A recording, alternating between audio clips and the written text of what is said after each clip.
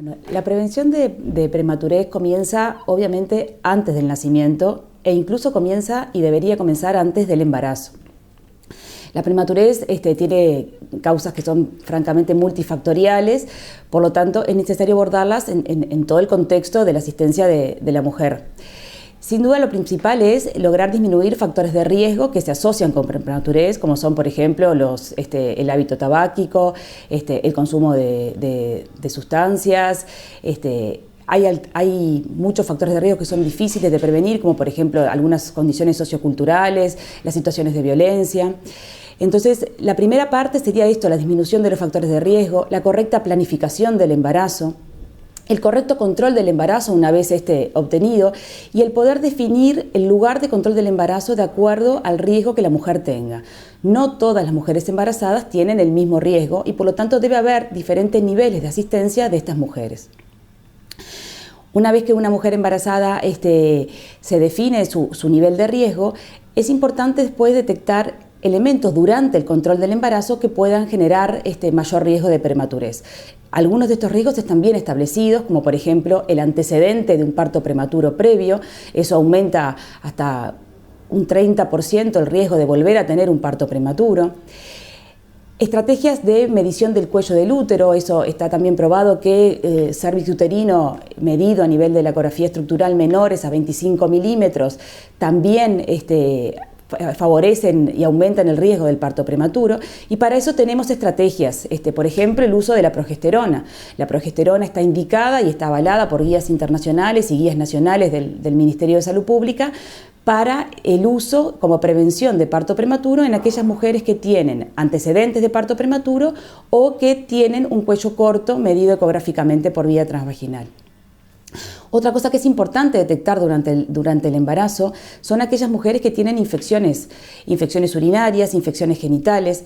El tratamiento, la detección oportuna y el tratamiento oportuno de estas infecciones también favorece y mejora, disminuye el riesgo de prematurez. También hay mujeres que tienen riesgos vinculados con patologías médicas previas al embarazo, como por ejemplo hipertensión arterial, diabetes, enfermedades autoinmunes o patologías obstétricas puramente, como por ejemplo el síndrome de preeclampsia-eclampsia. En ese caso la prematurez muchas veces no es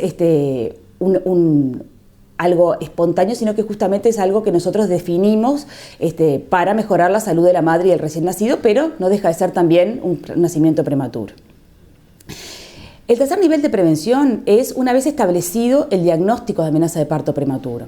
Una vez que se establece el diagnóstico de amenaza de parto prematuro, que parece una cosa sencilla pero que muchas veces no lo es, hay mucho diagnóstico falso de amenaza de parto prematuro, hay mucho sobrediagnóstico y eso hace que muchas veces perdamos los verdaderos casos de amenaza de parto prematuro. Una vez que diagnosticamos una amenaza de parto prematuro, debemos hacernos dos preguntas. ¿Puede este niño nacer en el centro donde lo estoy atendiendo? Eso es fundamental. ¿Está el centro capacitado, tanto desde el punto de vista obstétrico, pero fundamentalmente desde el punto de vista de la unidad neonatal, para recibir un recién nacido prematuro? Esa es la primera pregunta que nosotros debemos hacernos. Si la pregunta es no, debemos trasladarlo. ¿Está establecido dónde debe ser el traslado? Eso muchas veces queda claro y muchas veces no es así. Sabemos a dónde trasladarlo. Y en tercer lugar, ¿cómo son las condiciones de traslado? Las condiciones del traslado de un prematuro, de una mujer embarazada con un embarazo con riesgo de prematurez, deben ser siempre realizadas, obviamente, mediante un traslado que debe ser especializado, acompañado por médico o en la medida de lo posible, si el médico no está presente, de una partera o de un ginecólogo, que en la mayoría de las veces no son los que hacen los traslados, pero que esté entrenado en el eventual nacimiento de un parto prematuro. La ambulancia debe estar equipada con la infraestructura básica para poder recibir un prematuro en el traslado.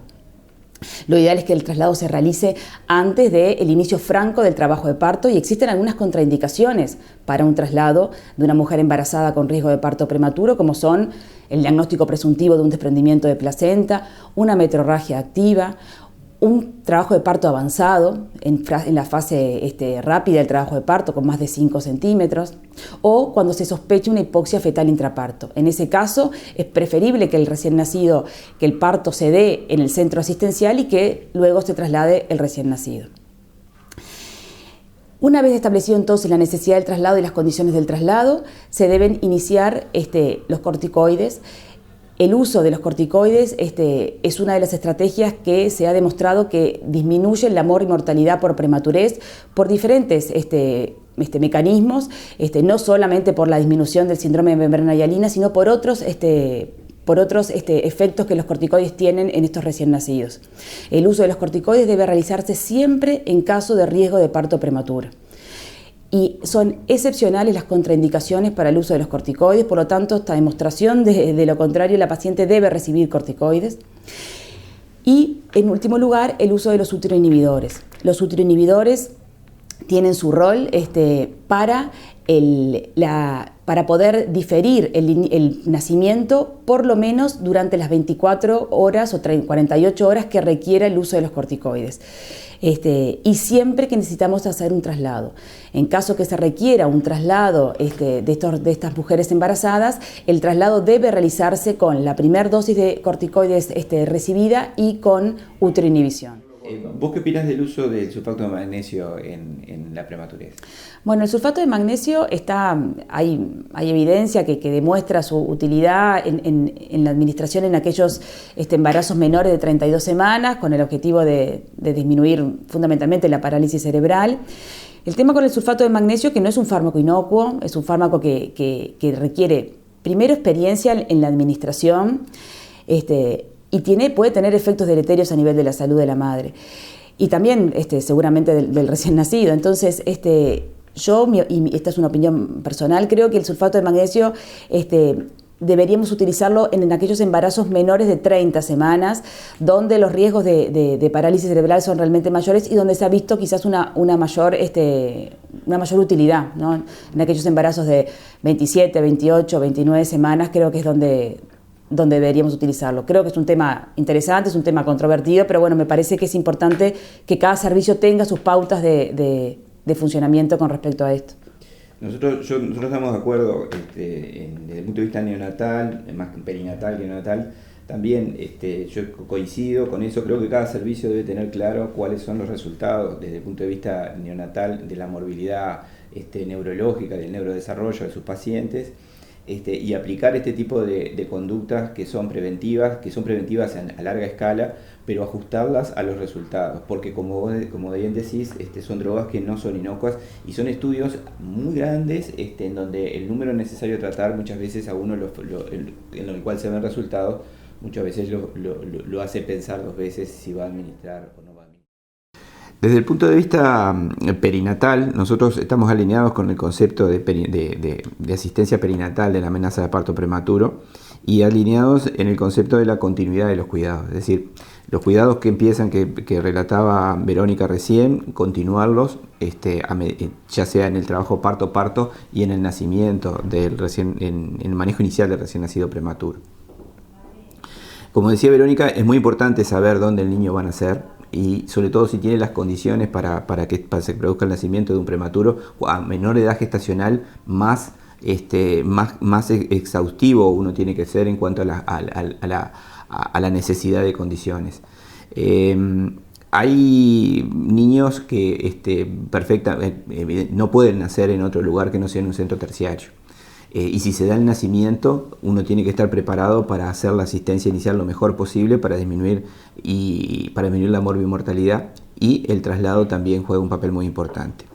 En este sentido, nosotros creemos que hay que sistematizar el manejo inicial, considerando inicialmente el control de las medidas para controlar la temperatura, para mantener la termorregulación, la ligadura de cordón, la ligadura oportuna de cordón, o mejor, como habitualmente se lo conoce como ligadura tardía de cordón, aprovechando el pasaje de sangre de la madre al feto, que es muy importante, ha mostrado ser protectora, esta conducta ser protectora en muchos aspectos del recién nacido. Luego el apoyo al inicio de la respiración, que no implica para nada sustituir la respiración del recién nacido con un soporte agresivo, sino que al contrario, ser un soporte lo menos agresivo posible, sosteniendo y conociendo la fisiología del recién nacido. Luego viene mantener todas estas conductas administrando aquello que el recién nacido precisa. Muchas veces precisa, como no, el tratamiento del déficit de surfactante, administrando surfactante exógeno. Esa es una conducta que cada vez ha ido, los resultados mejores se han observado con la administración no invasiva de surfactante. Es una técnica que hay que aprenderla, es una técnica que, sobre todo, no es tan difícil la técnica, sino que uno tiene que aprender es saber, a estar convencido de que lo que está haciendo y convencido de los resultados. Si no, ahí es cuando la cosa se complica. La administración de surfactante y luego la asistencia ventilatoria cuando el paciente lo decide. Hay que reconocer que en nuestro medio, a excepción de algunas unidades, en la mayoría de las unidades, la mayoría de los pacientes terminan, cuando más chiquitos son, terminan intubados y ventilados. Por tanto, hay que los técnicos actuantes tienen que estar capacitados para intubar y ventilar de manera adecuada y correcta un prematuro, no importa la edad gestacional que tenga. Hay una etapa fundamental en todo esto que es el traslado del recién nacido cuando no puede ser asistido, aun cuando el traslado sea intrainstitucional, los cuidados tienen que conservarse y mantenerse como si fuera un traslado extrainstitucional. No hay diferencias en eso, porque un pequeño tiempo de una ventilación mal administrada genera resultados catastróficos para toda la vida del paciente. Entonces, eso no es porque yo lo voy a trasladar 4 o 5 cuadras, eso debe cambiar o lo debe trasladar dentro del hospital. El traslado es fundamental. El equipo que lo traslada debe tener el material, las condiciones y la capacitación suficiente para trasladar un recién nacido de este tipo. Lo importante, aquí estamos convencidos que no es el tiempo que demora el traslado. Para nosotros hay que cambiar ese concepto. No es el tiempo, lo importante no es el tiempo que demora el traslado, sino cómo se traslada. Puede demorar más tiempo si se traslada bien y se asiste de manera adecuada, en la cual los resultados van a ser tan o mejores que si hubiera nacido en el lugar correcto. Ahora, si uno lo hace de manera muy veloz, pero sin considerar esto, los resultados pueden no ser tan buenos. Y luego el manejo en el centro asistencial con gente capacitada, sobre todo desde el punto de vista de enfermería, que esté capacitada para la asistencia y el soporte de estos recién nacidos en todos sus aspectos.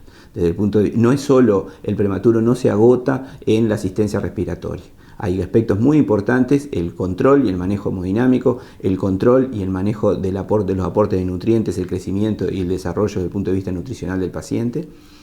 Los cuidados del neurodesarrollo desde el minuto 1. Ustedes saben que hay un impacto muy importante en el nacimiento del prematuro que debe considerarse, y el conocer cuáles son las mejores estrategias para los cuidados del neurodesarrollo es fundamental.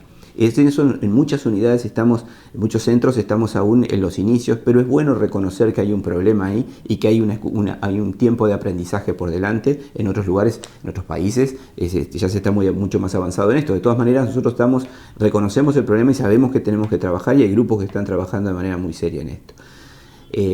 Nosotros pensamos insistir en cuidar a la madre como a la mamá que ya tuvo a su bebé, en todo lo que tiene que ver en la importancia que tiene ella en la evolución de ese paciente. Tiene un papel activo la madre en esto, por varios aspectos. Uno es en los cuidados del bebé. Otro es en la lactancia. La mamá de un bebé prematuro va a aportar su leche, que es fundamental, y es fundamental que el servicio cuente con un servicio con un sistema que soporte la leche materna fresca desde los primeros minutos de vida. Y luego todo lo que tiene que ver con la asistencia al nuevo desarrollo, como dijimos antes.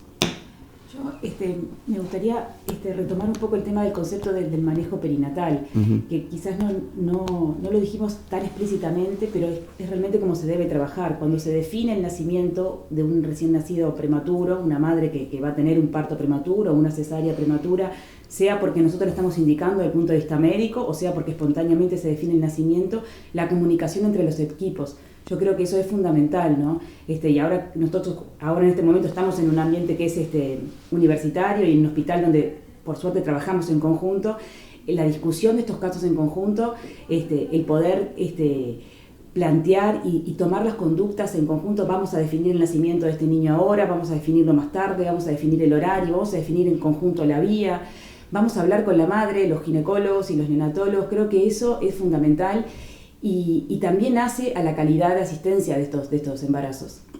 Sin dudas, nosotros, sin duda, la comunicación entre los equipos, que es una cosa que muchas veces se plantea como prioritaria, pero se va dejando para atrás. Es decir, lograr que haya un espacio, un tiempo, en el cual los tetra o el equipo asistencial obstétrico, incluyendo las parteras por supuesto, y tanto el equipo médico como el equipo médico neonatal estén juntos y compartan las decisiones, es muy importante. Las decisiones no siempre van a ser las adecuadas, porque eso forma parte del trabajo médico, pero sí mejora mucho los resultados y optimiza sobre todo optimiza las conductas que uno pueda tener. Las hace mucho más óptimas en cuanto a lo que uno pueda realizar para el bien de ese paciente.